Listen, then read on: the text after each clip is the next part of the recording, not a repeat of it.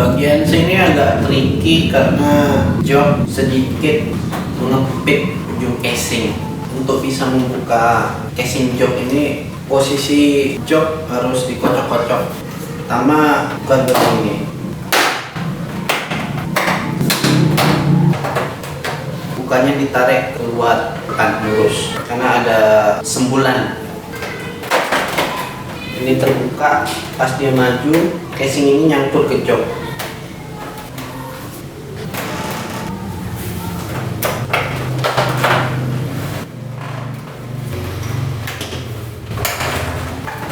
Dari semua bagian, ini adalah yang paling sulit.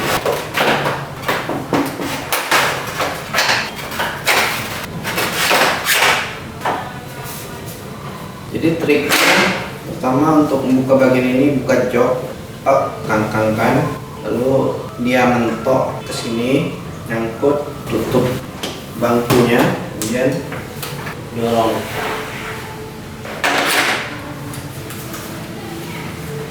Ada 3 kuncian. Pertama di bagian ujung, masuknya ke sini.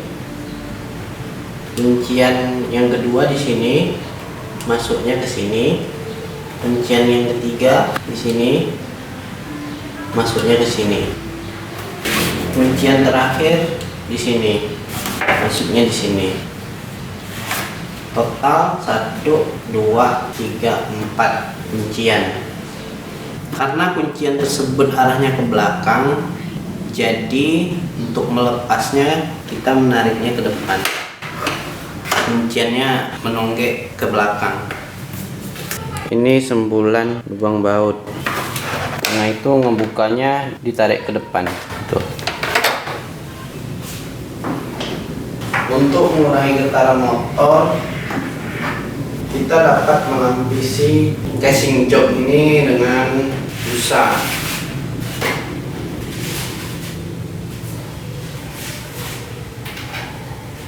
Penting mengikuti lekukan casing jok tersebut.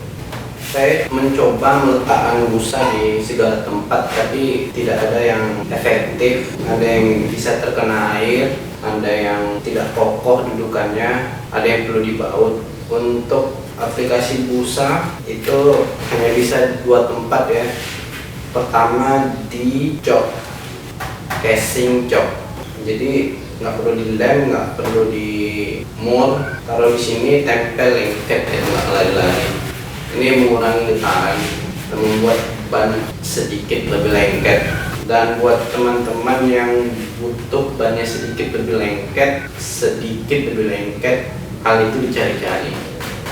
Untuk busa seperti ini, kamu bisa mencarinya di tukang kasur atau yang jual spring bed atau yang jual busa-busa kasur. Ini nggak ada dijual di bengkel, apalagi untuk alat-alat mesin. Saya menemu material ini ketika mempelajari desain interior, mempelajari tentang rumah kedap suara. Untuk membuat kedap suara itu salah satu bahan yang diperlukan adalah busa. Jadi apapun material yang dapat mengurangi suara itu dapat digunakan untuk menghilangkan getaran.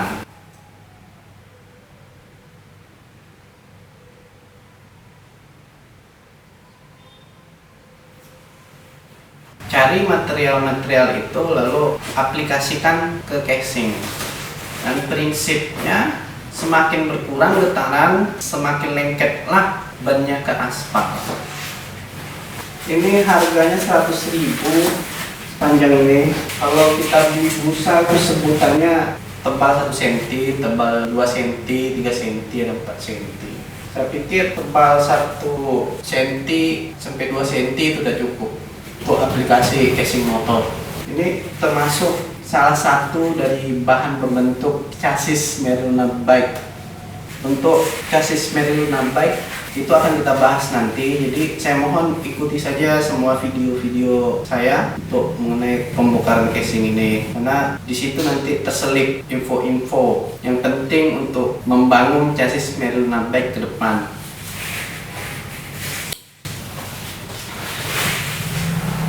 chassis Merlina Bike anti Geboy Mujair.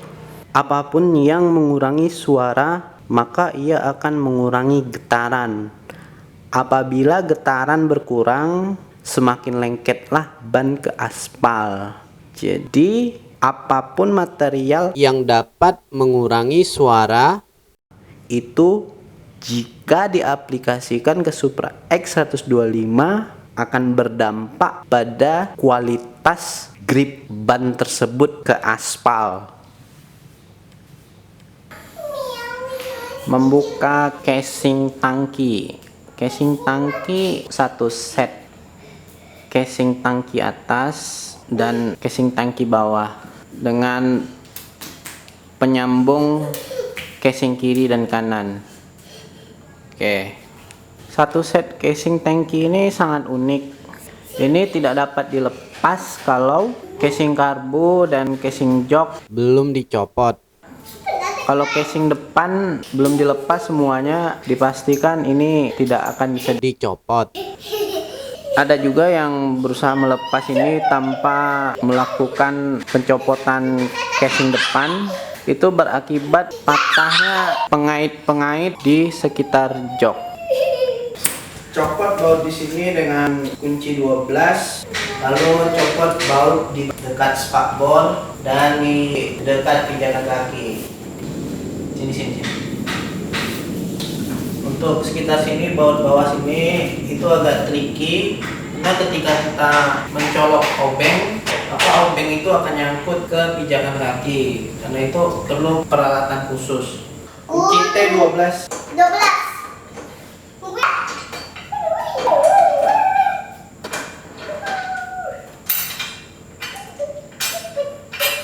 Pegang. Iya. Di mana taruh? Di situ. Oke, di sini saja biar nggak hit. Obeng bunga. Ayah, kita jadi kita menjadi kejut ayah. Obeng bunga untuk yang bagian sini pakai yang pendek. Oh, yang pendek. Mana? Kalau seandainya masih nyangkut juga yang pendek nih, pakai obeng bunga yang bisa diputar pakai kunci pas 8. Kunci pas 8. Yang mana ayah? Dekat yang ini. Bagian pijakan kaki ini agak tricky. Ini tadi bukanya pakai obeng bunga yang bisa diputar kunci pas 8. Atau obeng bunga yang bisa dimasukkan ke kunci T8. Makan cicak. Sudah dilepas Kucing makan cicak. Kucing makan cicak. Kucing makan cicak. Kaitan nonjol ini ya, dorong ke depan dulu. Kalau seandainya lengket berarti dia harus didorong di kaitan bawah ini. Kemudian lakukan di bagian sebelah. Ini tarik ke atas.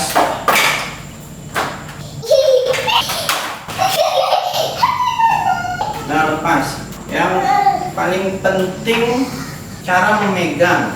Untuk casing jok belakang ini harus dipegang langsung di tengah, atau lebih bagus dipegang berdua. Ini minta tolong teman atau siapa, satu pegang ini, satu pegang sini. Jika tidak, nanti 4 kait yang ada di sambungan 2 casing ini bisa patah. Untuk jok belakang dia 1 set, kantong jok, bagian tangki, sama perantara 2 casing ini. Saat membuka ini harus hati-hati waktu kita meletakkannya ke lantai. Nanti pastikan dia benar-benar sama-sama rata lurus. Diganjal di sini pakai kuali atau apa, baru dilepaskan mur-murnya. Karena kalau enggak, kalau sampai terkangkang ya, itu kaitan-kaitan pertemuan 2 casing ini bisa patah. Terimpit sama panci, lihat tuh teman-teman. Oh, terimpit sama panci. Terimpit sama panci ya. Jadi dia bisa bagus posisinya.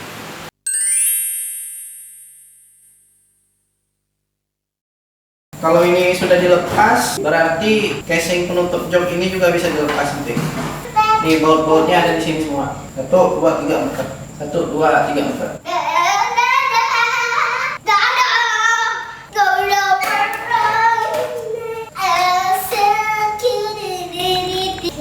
Untuk bagian sambungan antara dua casing ini, itu siapapun yang membuka ini pertama kali, ini pasti patah. Siapapun. Kalau nggak satu patah, dua. Paling parah patah 4. Kalau seandainya terjadi patah, tinggal dibikin lubang solder, kemudian diikat pakai T-bolt. Ini setahun yang lalu pernah patah. Saya dempol panjang dan sangat tebal. Tebal sekali dempolannya teman-teman. Waktu itu saya yakin ini kuat, tapi ternyata dempol nggak efektif. Saya memutuskan untuk menyambungnya dengan lem setan dikasih kapas. Jadi terlebih dahulu kita akan mengupas dempol ini. Untuk mengupas ini saya percayakan bor bermata sapu nilon. Ini seperti plastik, kalau dipegang kayak plastik raffia gitu, cuma lebih keras. Apa yang Prita?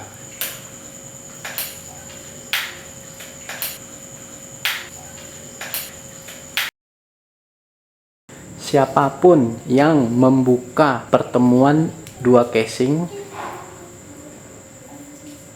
dipastikan akan membuat salah satu dari 4 gantungan akan patah. Gantungan baut itu ada di sini, 1, 2, 3, 4. Salah satunya pasti patah.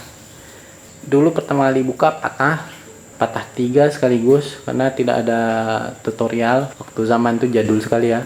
Kemudian saya beli baru, saya merasa sudah tahu, tetap saja dia masih saja patah. Berapa kali pun saya itu gonta-ganti gonta-ganti, selalu patah dia. Artinya bukan kesalahan kita, tapi ada kesalahan desain ergonomis di sana.